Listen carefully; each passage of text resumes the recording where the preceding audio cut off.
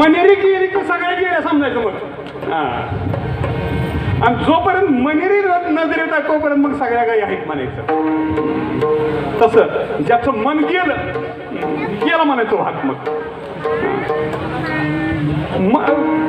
जर मनेरी लांब गेली तर सांग, कुणी बी सवंगड्याला सांगितलं जरी ती मनेरीला बोलून ती आम्ही नाही आणणार. ते मनेरीची ओळखी करायचं असं काम कोणाचं?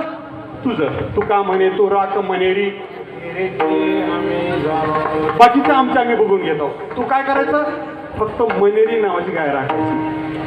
म्हणजे मन जर कंट्रोलमध्ये ठेवायचं असलं तर त्याचं काम देवावरच सोपवावं लागतं. त्यावेळी मन आकळलं जातंय, त्याच्याशिवाय आकळलं जात नाही. कशानंच मन आकळत नाही, ते भगवंताच्या कृपेनं आकळतं.